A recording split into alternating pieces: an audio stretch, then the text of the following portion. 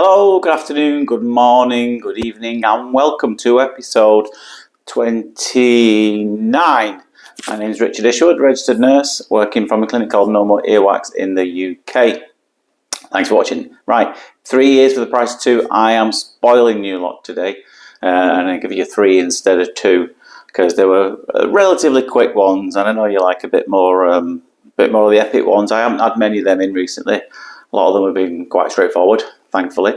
Now these two, again, the first one, it's just one ear. The next two are both ears of the same patient, but they both gave me similar problems. As you can see, extremely dry, this one. And what I've done with both of them is I wanted to show you the difference that a good old dose of olive oil makes, because there's no way either of these two would come out without a little bit of oil to help them slide out. Because as some of you know, I know you watch all these videos, a lot of you before, but some will be new to the channel. So I've not put the oil in yet, as you can see. You can see how dry it is when I'm trying to peel it away from the side. So what does oil do? Well, for a start, it lubricates the side of the canal wall, and every time you kind of lift it away from the side or lift it up from the base, a little bit of that oil can sneak down underneath it and lubricate the canal wall, and help to detach the plug from it.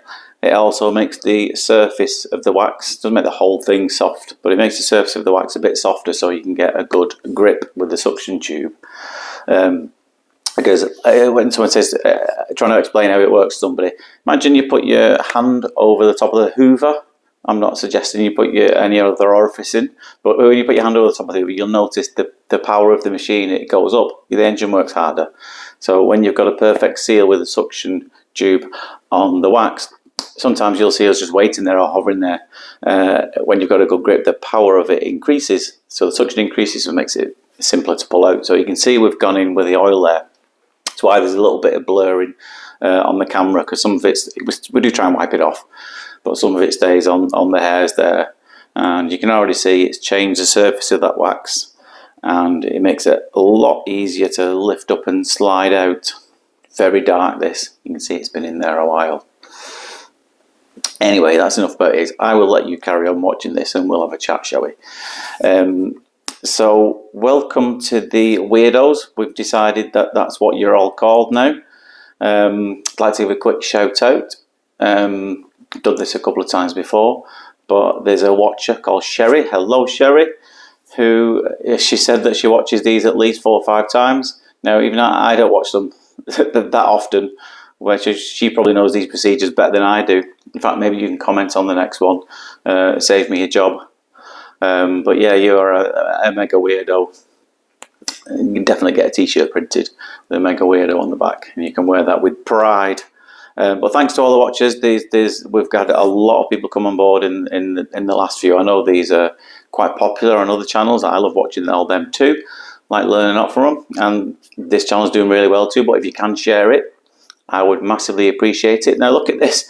I did a YouTube short of this one. It's actually come out looking like a turtle shell. Now, it was the patient themselves who said, "Oh, that looks like a turtle shell, that." You'll see a stray hair in there. It's not worth going in fishing that out. It's not one of hers, because hers was a different colour. It's actually, she said it's probably dog hair, because she had a dog with that same colour hair. So this is the second patient, and as you can see, we've got a very different problem here. It's extremely narrow, the entrance to the ear canal. So we're having to stretch it open with both the suction tube and the endoscope at some points, because we can barely fit it in. I did consider the fine end, which is a thinner tube.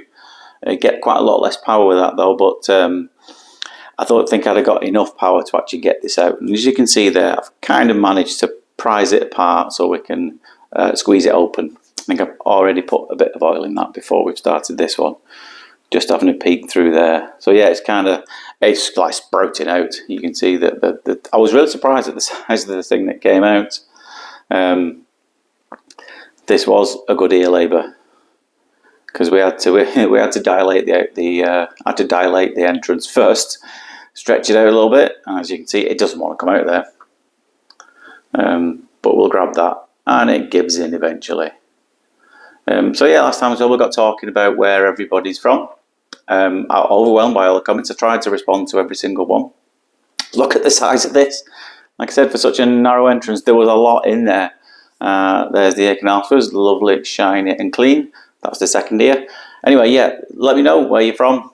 I know there's a lot of watchers all over the world, and I'm shocked at how well this channel's doing. But like I said, there's a load of weirdos out there. But let me know where you're from. I know I've had a lot of response from people in South Africa and Canada. Hello to you guys. Say hello in the comments down below. And we have, I did a question, didn't I? Every episode to see if you can figure out what these are. I've got a few local sayings. So someone from around where I live says, "Ooh, I'm spitting feathers." What does that mean? And the second one is, can anyone, this without Googling it, no cheated, can anyone tell me what Manchester caviar is? You'll probably never heard of it, but yeah, it's Manchester caviar. It's quite a popular thing around here. It kind of relates to one of the other Babby's Yed questions that we had from Chippy. So there's a clue for you. It's from Chippy. But yeah, let me know where you're from.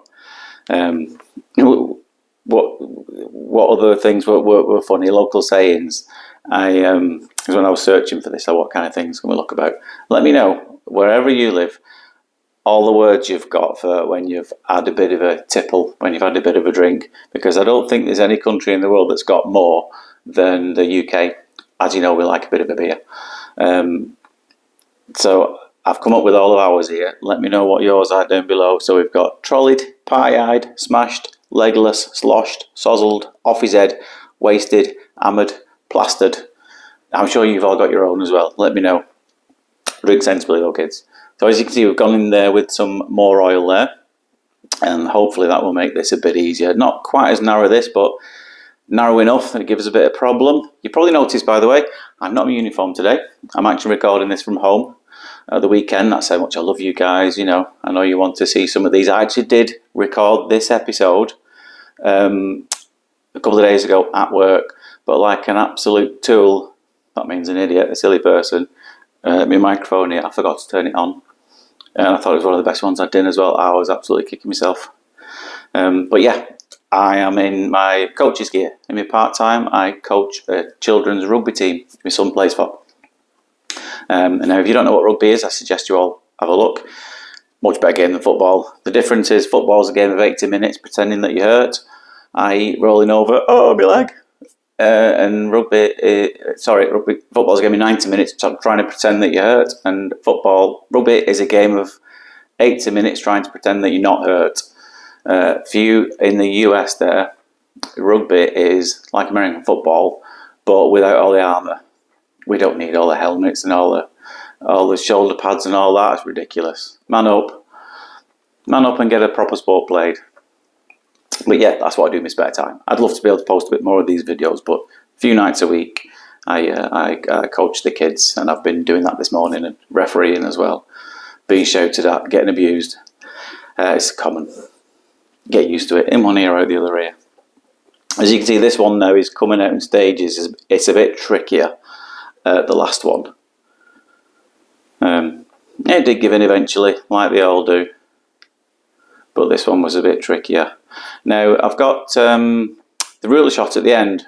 It's not the wax from these 3 patients here. I had that busy a clinic. I wasn't sure which ears I was going to use for these episodes. So I actually laid all the bits out that I got. So stay tuned for the ruler shot. It's a cracker. Look at this one. Pop! Out she pops. Lovely little wax baby. So what I did, I actually put every blob of wax that I got out that day. I'm not sure which one came from these 3 ears, but it's in there somewhere. There actually is some there from a patient I saw who had quite a severe case of keratosis obturans. I'm in 2 minds as to whether I can be asked to record that and edit all that, because it's going to take forever. But I might do, if I get some spare time, I might do that for you, because I know a lot of you might like that. Anyway, that's enough of me waffling on. I hope you enjoyed those 3 years for the price of 2. Stay tuned for the next ones. I've got some good ones to upload, hopefully early next week. But for now, take care of yourself, and I will see you later. Ta-da!